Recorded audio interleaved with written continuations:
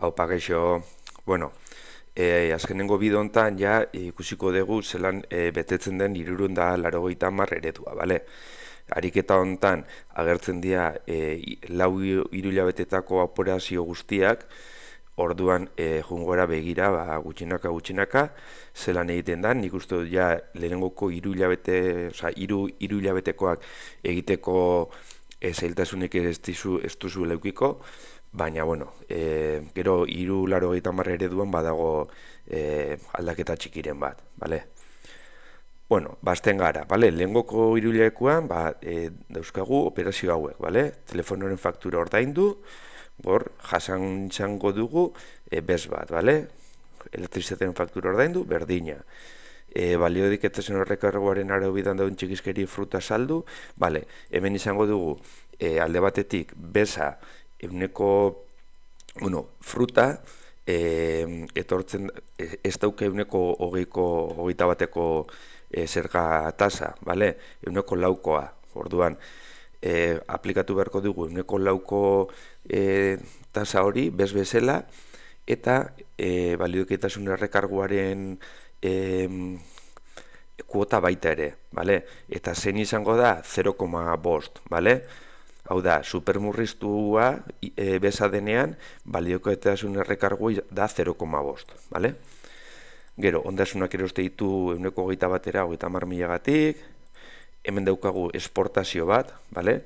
Esportazioa dago salbuetxita eta da salbuespen oso bat. Orduan, egin beharko duguna da informatu, bale? Baina guk beza hor ez dugu sartuko. Eta asegurua berdina dago salbuetxita, berdina ez, baina mugatua. Hau da, guk ezin dugu bez hori deduzitu, bale?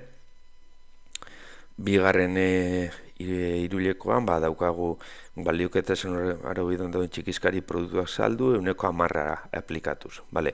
Euneko 10 izango da, eta euneko 10 eramaten du balioiketasun errekargua da 1,4, osea euneko 1,4, bale? Orden hori, argazki materiala saldu, hori euneko 21, argazki materiala erosi, posta zigiluak. Posta zigiluak daude salbuetxita, bale?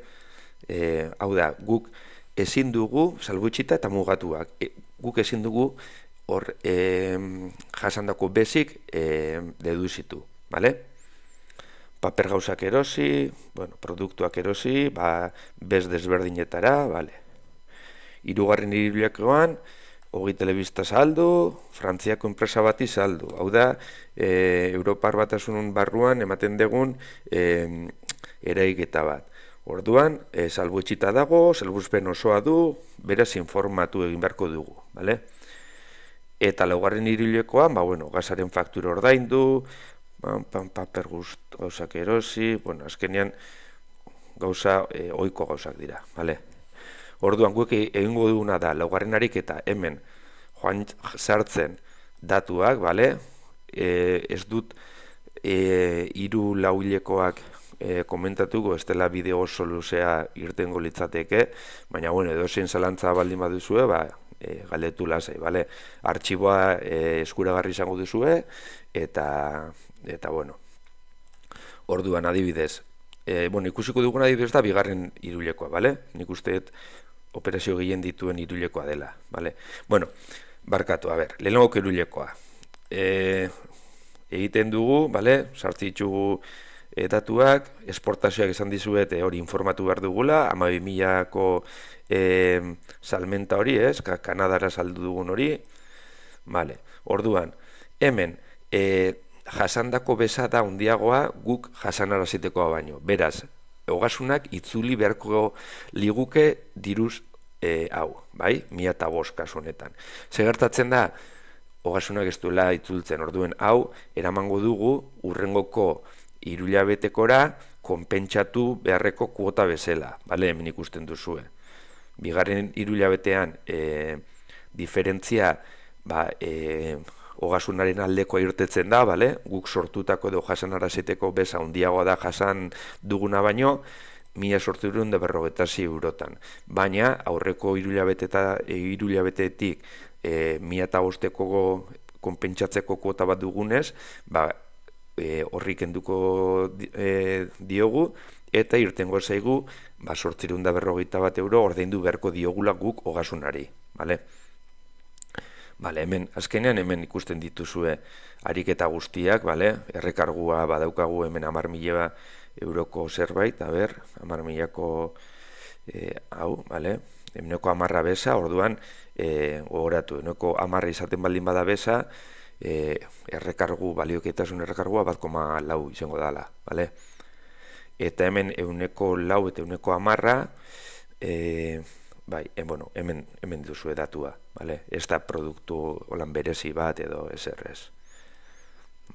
Orduan, ikusten dugu hori. Ikusten nahi baldin moduzu, sartuko gara 303 ereduan lehengoko hiruhilabetekoan, irtengo den emaitza da 1.005 konpentsatzeko. Orduan sartu ditugu hemen guk jasanara zaiteko bezak, guk jasandakoak hemen sartu ditugu, eta guztira da konpentsatu berrekoa 1.005, hemen bezala. Bigarren hiruhilabetekoan sartuko ditugu datuak, hemen guk sortutako edo jasanarazitako beza, guk jasan duguna, eta, klaro, hemen berez kuota izan beharko litzake 1.856, baina sartuko dugu hemen aurreko ekitaldiko edo aurreko hiruhilabeteko kuota konpentsatzeko, eta emango digun zorra guztira izango da 851, ordaindu beharrekoa. Ahaztu zait hemen, lehengoko hiruhilabetean esportazioak informatu behar direla, Hirugarren hiruhilabetekoan, ez daukagu gauzan dirik, hori telebista saldu ditugu, hori da eragita normal bat, Frantziako enpresa bat izaldu, hori da Europar Batasuneko eragita bat, orduan informatzea besterik ez da, hemen hirugarren hiruhilabetekoan izango dugu salmenta normal bat, eta gero, esan beharko diogu gasunari, 20.000 euroko telebistak edo salgaiak edo izakinak edo dena delakoa saldu ditugula.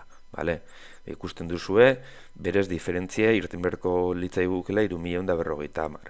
Etorriko bagina ona, hemen sartuko genituzke telebista salmenta horiek, eta gero ez dugu beste eragiketarik, ez dugu jasan bezik iruleko hontan, orduan hemen 0 da, zorra guztira 3.150, baina informatu behar dugula 20.000 euroko operazio horrei buruz, Eta azkenengo hiruhilekoan, ditugu eragiketa batzuk, eta azkenengo hiruhilekoan ez da aurkezten 303 eredua, Ez dago, laugarren hiruhilekorako ez dago 303 eredua.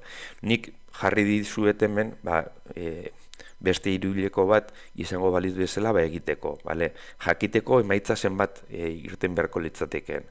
Orduan, joaten bagara 303 ona, errepikatzen dute, hau berez, azkenengo hiruhilekoan ez da aurkezten, 303. Hau da gu bakarrik konprobatzeko ondo egin dugula gauzak, Orduan, hemen dugu guk jasanaraziteko bat, bez horri edo parte horri behintzat badago errekargu balioketasunaren errekargu bat, bi operazio hauetan,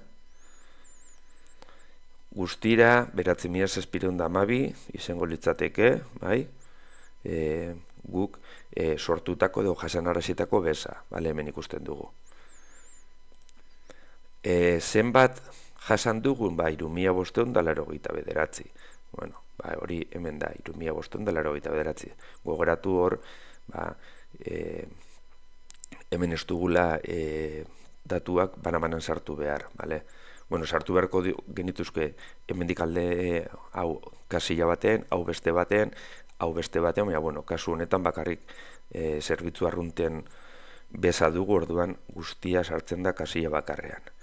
Eta guztira eman beharko liguke 6.123 euroko zorra guk daukaguna ogasunarekin, hau jakin da, esan dizu eta ez dugula aurkeztuko, joango ginateke 390 eredura, bale?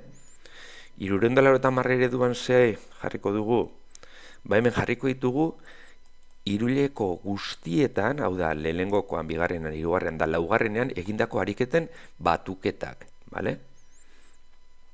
Bai, orduan, guzti hori batuta emango digu kantitate bat. Kenkarietan edo jasandako bezean berdina. Bai, hemen enaiz hasiko kasilla bakoitza esplikatzen, baina oso erraz ikusten da, bale? Orduan, ematen diguna diferentzia da 10.114, bale? Joaten baldin banaiz 390 ereduko bigarren horri aldera, hemen izango dut 10.114 hori, bale? Hemen kalkulatu duguna, bai? Kenkarien batura edo eta sortutako kuoten arteko aldea. Baina hemen jarten duguna izango da Arabako Foru Aldundian egindako sarrerak.